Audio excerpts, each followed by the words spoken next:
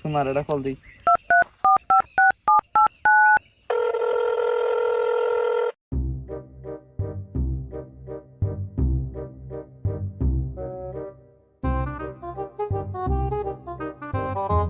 Hello সোনা।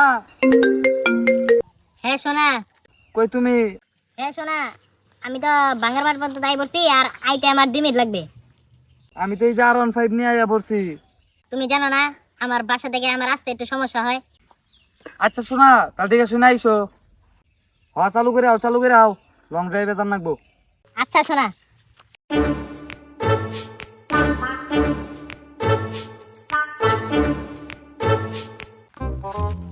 বুঝছো তো আজকে আইসে না, মেলা কাম করলাম আজকে, আর কুলাই গেছে না। বই দিরাই বই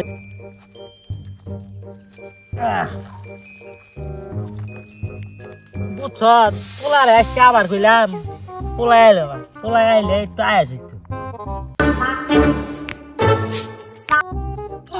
দেখলাম আমার পোলা এলো হুনে নিয়ে বিকেল।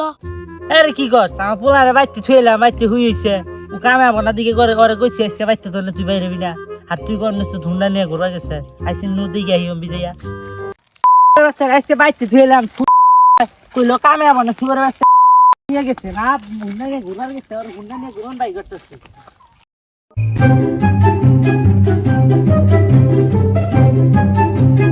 সোনা আরে গো, সোনা রাইতে তো সময় নাই কে।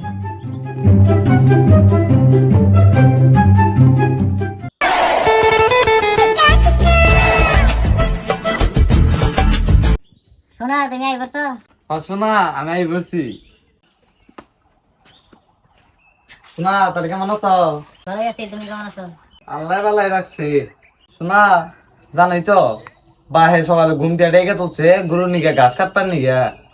আমি ঘাস কাটতে যাবো কি ভাই, ভাল লাগলো না। পরে এনকা তুমি ফোন দিলা, তার জন্য আইলাম, কই তাহলে দেখা করে গিয়া। এখন আব্বা গেছে কামে, যাই হের দেখ আমি বিছনায় নাই, তাইলে তো আমার আবার বাড়ি থেকে বাইর করবো। আর শোনা, আমারও সমস্যা, আমার একটু থালি ঘুরা মাজন লাগে।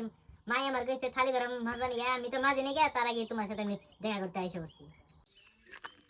দেখো দাদা, একটা কোন ছিঁড়ে আছে জানি বুঝেছি।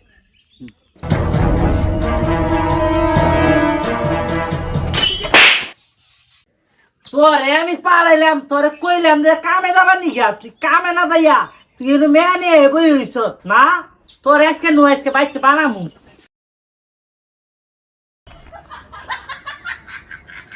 তোর আজকে বানামু, আর তোর ছাত্রীগিরি বাই করতেছি কারণ নু তুই আজকে বাইতে নু।